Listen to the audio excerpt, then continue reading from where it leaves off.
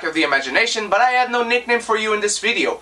But here's my review for 10 Cloverfield Lane. It's directed by Dan Trachtenberg, written by Josh Campbell, Matthew Stuken, and Damien Chazelle. It stars Mary Elizabeth Winstead, John Goodman, and John Gallagher Jr. It's about a young woman who is kidnapped and held prisoner by a man who claims that he's doing it to save her and to protect her. However, throughout this movie, we get real subtle hints as to what is real going on. Now, of course, if you saw my 20 most anticipated movies of 2016, you know 10 Cloverfield Lane was up there. I think at the time it was probably number 10. Don't quote me on that, but I was really looking forward to this movie because I am not a fan of handheld camera movies, and I really enjoyed Cloverfield. I think it's a great movie. However, when the trailer for this movie came out, I was astounded, much like everyone on the internet, and I was really looking forward to this because of the Cloverfield name. However, this is not a spoiler. Do not go into this movie expecting the big connection with Cloverfield. Don't go expecting a sequel or a prequel or something that is going on while the first Cloverfield is going on. Don't expect that. The connection of these two movies is really subtle, and you will catch it only if you're paying attention. But nonetheless, forget the connection it shares in the name. This movie is a fantastic. This movie does almost everything right. John Goodman plays such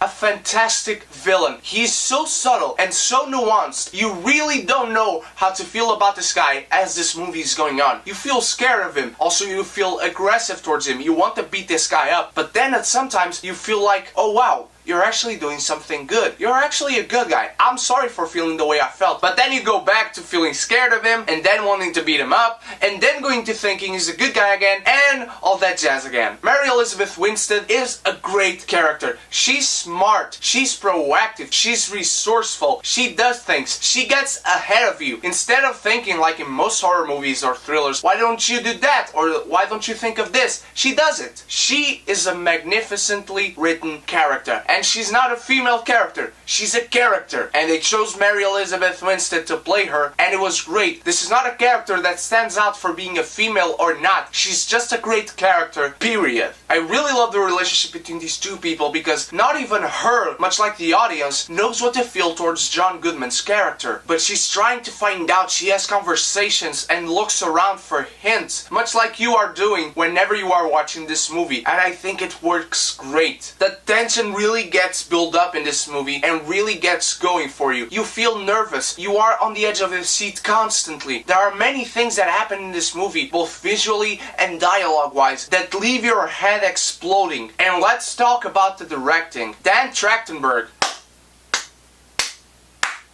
Congratulations, sir.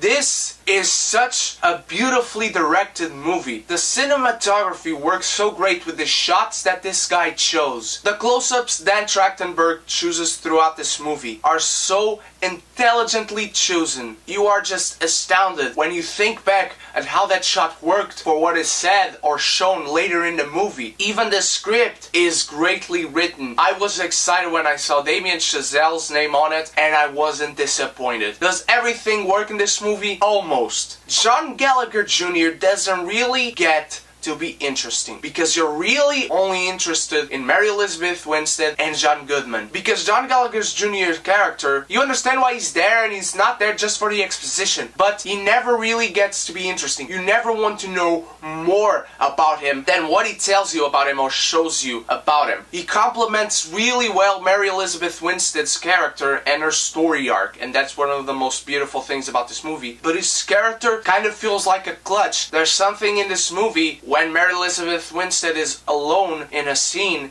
you really don't miss this guy. Guys, this is a almost perfectly crafted film, a really intense thriller that really surprised me, much like The Gift in 2015. 10 Cloverfield Lane is a very thin, connected movie to the first Cloverfield, but is a great movie nonetheless. And actually, I think I prefer this one to the kaiju flick from 2008. And I will absolutely give 10 Cloverfield Lane an amazeballs rating.